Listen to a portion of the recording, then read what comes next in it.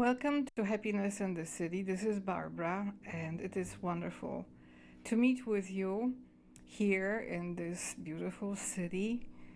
And today we'll continue our reflections on what it really means to see social theory, political philosophy in the biblical teachings. And I've been focusing on the Psalms because they were written by a king, King David, and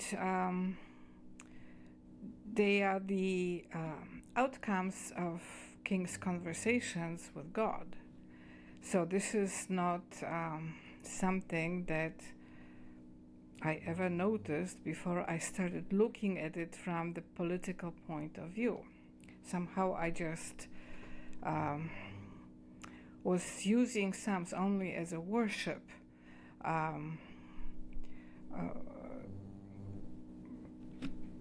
word, but it is much more to it than worship, because we can really learn how to communicate with God about politics.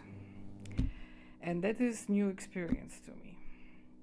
So last week we discovered that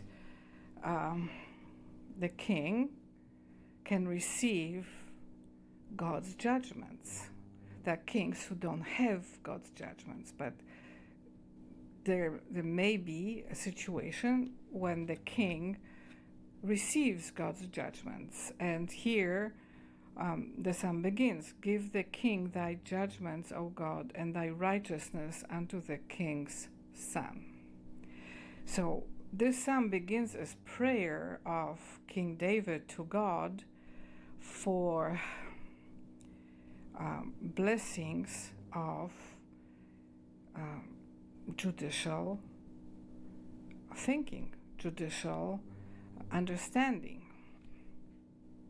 It's like we would have a situation in which the Supreme Court would ask God to give them his judgments and his righteousness. Wouldn't be great? Because the entire legal scene would change then. And when this happens, then God gives the king his judgments and king's son his righteousness. Then the judgments will be from divine righteousness. And we have the statement here, "He shall judge thy people with righteousness and thy poor with judgment. The mountains shall bring peace to the people, and the little hills by righteousness. He shall judge the poor of the people, he shall save the children of the needy, and shall break in pieces the oppressor." So right here we have complexity of social dimensions. There's king's son, so there's king's family. There are poor people, there are children of the needy, and here we clearly see that it is king's duty to save the children of the needy. So we have a situation in which everybody in the authority of the king has to be taken care of. Those who can help themselves, can rely on themselves, but then the needy can have their children be taken care of by the king. He shall break in pieces the oppressor. So right here, there is the juxtaposition between righteousness, God's righteousness, and oppression. But that concept of oppression comes from measures and dimensions of God's judgment and God's righteousness. And I think that this is a really important thing to search for. My understanding of judgment and righteousness comes within the context of the church, but it's not the same as context of the kingdom. And I think this is the key matter that needs to be understood. What are the duties of the king in kingdom, and what are the measures of righteousness and judgment in the church? I have no answers for this. I'm just searching for this, asking God questions about it, because when I was growing up, I was taught the concept of righteousness from within the context and teachings of the church, and they are very important. But then I grew up in the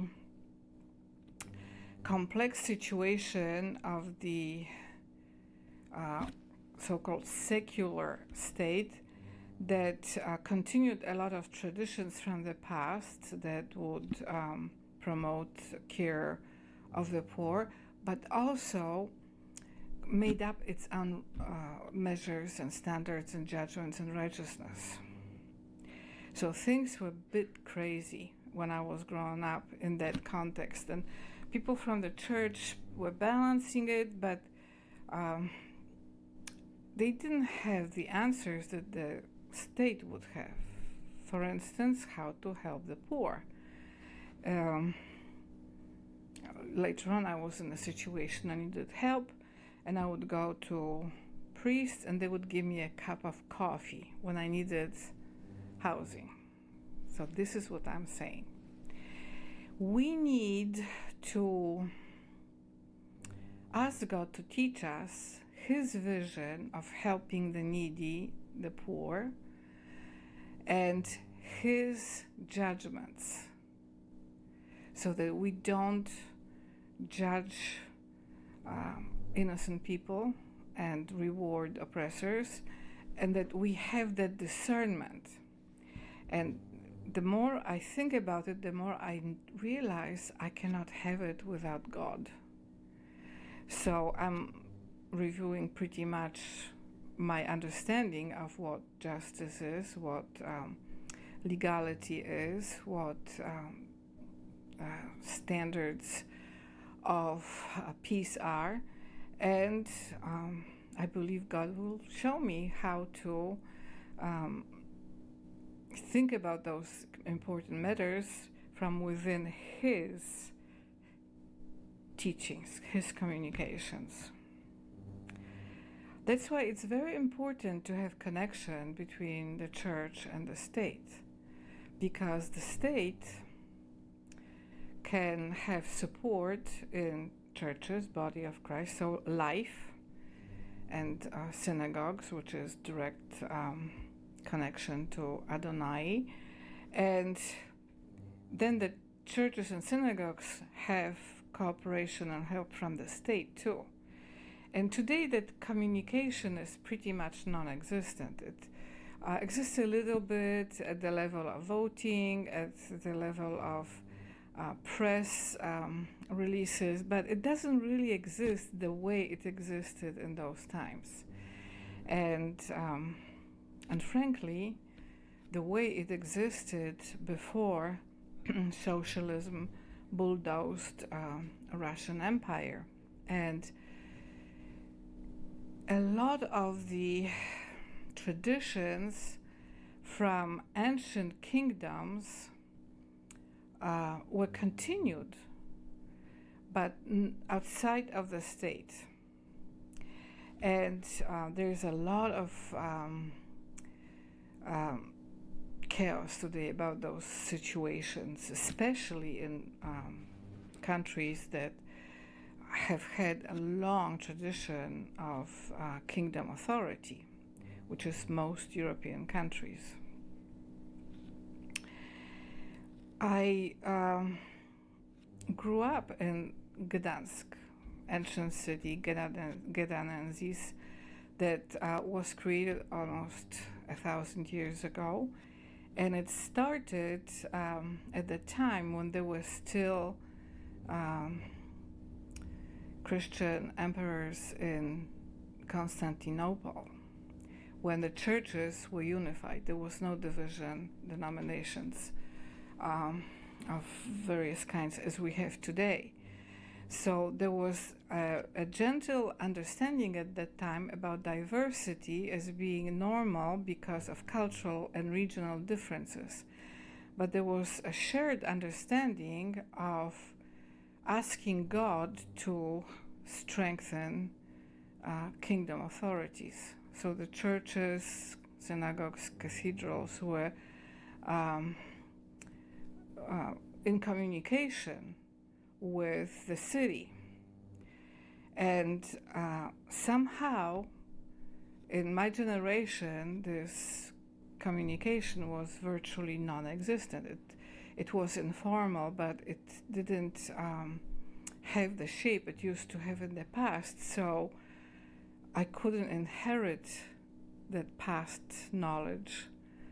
However, I'm lucky that I understand its importance, and I ask God to give it to me so that I can pass it on to you and to younger generations, so that we experience in our hearts goodness of the Lord.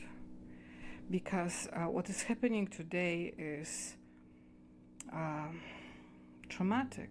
It's traumatic for the whole world. It's not only traumatic for the countries that are at wars, but the whole world is shaking. There is no sense of peace in our hearts.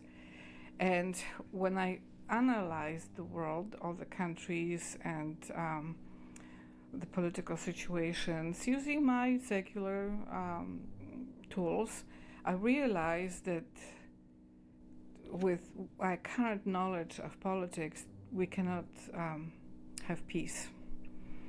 So I'm searching for God to show me and teach me His political science on that. And I think it's very hopeful for us, because when you see in Psalm, he addresses all people and the earth. God is king of the earth, creator of the earth. So when King David is asking for his help in this psalm, he's not talking specifically about his country, but he's talking clearly about the whole world, which is very interesting. Further, he says, they shall fear thee as long as the sun and moon endures throughout all generations. There is importance here of generations. And this is something that somehow got lost. We have many billionaires in the world, an enormous number of very rich people from electronic industry in Silicon Valley, and it's very strange because they don't think about money being connected to them and their offspring and houses and future generations. They just take the money and want to multiply the money. So instead of having concept of generations and houses, but current political economy has a concept of money multiplying money. So generations of money rather than generations of people. And they always live in fear. What will happen to the money if it stops generating new money? Whereas here, God says that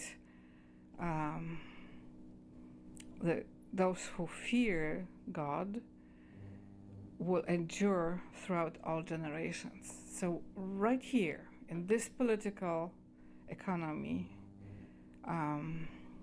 of Psalm 72, we see the error of current economic thinking. That vision of money multiplying money is an error, because generations should be multiplying. People should have offspring, and then their offspring have their offspring. So multiplication should concern people and houses. So somehow we got it wrong. And the way out is to receive answer and vision from the Lord about it, which is what I'm asking God for, because just like you, my vision is very similar to you about money multiplying money, but it's an error. It's not good. He shall come down like rain upon the mown grass, as showers that water the earth. So He's the source of life. Once again, we see importance of political economy with the Lord, that life becomes of primary importance, and that life is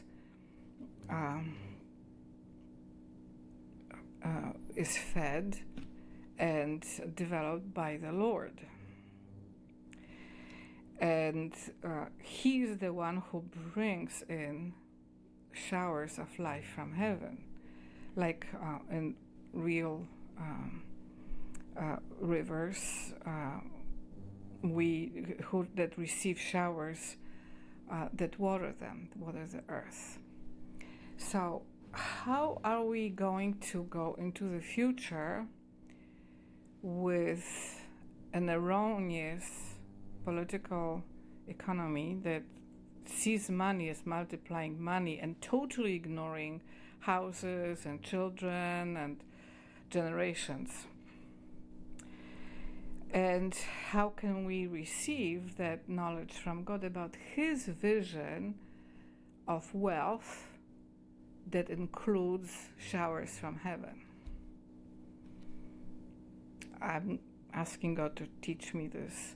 And some of you don't know this, but I'm the one who in the 80s came up with that idea of supply side economics. It was never written in theory, but it was a counter to then prevailing ideologies of capitalism and socialism. So capitalism and socialism disappeared from the face of the earth, and everything became supply-side economics, which is the reason we have so much wealth today. But then certain things started happening that I never would have foreseen, and that is that focus on money ignored human nature. Because socialism, as bad as it was, at least understood importance of labor, and capitalism, as limited as it was, understood the concept of capital. So that is the wealth that is accumulated that doesn't reproduce itself. It just is there to be spent and continued. And now we have this situation in which money, the theory of money multiplying money, is so prevailing. It is very dominating. And somehow it started dominating almost all countries of the earth, and now we have wars, because who cares in the concept that focuses on money multiplying money, life becomes irrelevant. And now we have those wars that destroy life. So we have to ask God to show us the way out of this situation. And I think that would be very good news for young people, the 5-year-olds, the 15-year-olds, the 30-year-olds, all of those generations that were born after the end of socialism and capitalism ideologies. So I ask God also for my sake to heal my mind and my intellect and reason from the errors of the past concerning supply side economics. Let's continue. In his days shall the righteous flourish, an abundance of peace, so long as the moon endureth. So here's the theory of wealth. The righteous shall flourish in his days, so he is the one who creates time, and abundance of peace prevails as long as the moon endureth. Somehow I was never taught that in political theories, that God is the source and abundance of peace and wealth. Why did this disconnection happen in political philosophy of contemporary times? I don't know. But the pressure of doing everything without even mentioning God has been so strong, and when I was in schools it was really strong, that we got into this trap of having money multiplying itself with total disregard for the righteous flourishing, so people flourishing and having abundance of peace. And we need to have that knowledge, but we cannot inherit something that got disconnected from our upbringing. So I ask God for miraculous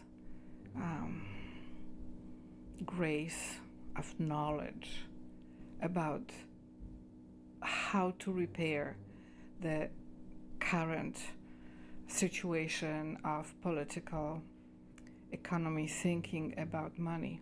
We are going to have a new situation in Federal Reserve, and right there in God we trust is on American money. So we have a door open to the Lord to show us in America first now how to have that new vision of wealth that includes him, not only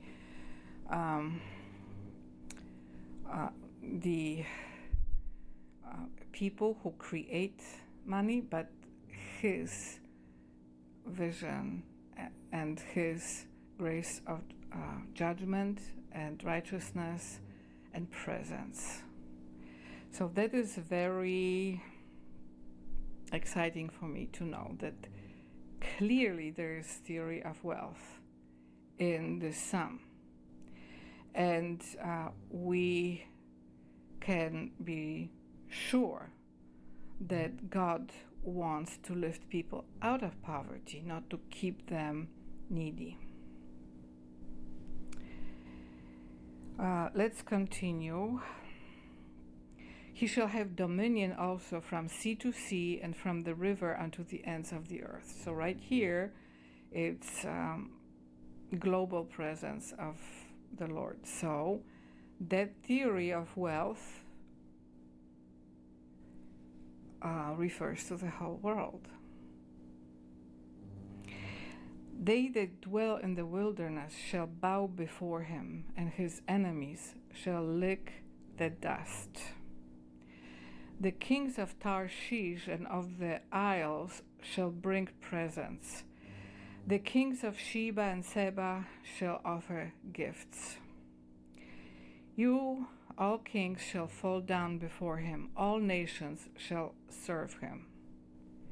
For he shall deliver the needy when he crieth, the poor also, and him that has no helper. So once again, it's importance of having theory of wealth that not only creates wealth but also helps the poor and needy. And when the theory of money focuses on money reproducing money, the needy don't exist and are not relevant. So here is a higher level of political theory of wealth that we should ask God to give to us, to the current generations.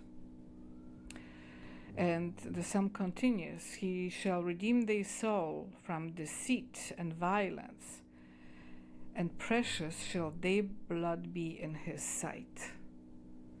So, right here we see another hope that God can redeem souls from deceit and violence. So deceit and violence often is in the souls.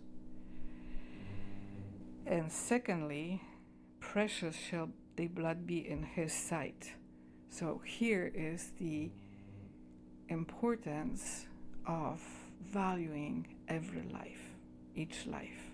In God's sight, precious is the blood of those that come to him, that turn to him for help. So let's wait for God teaching us his political theory of wealth and money, and see you here.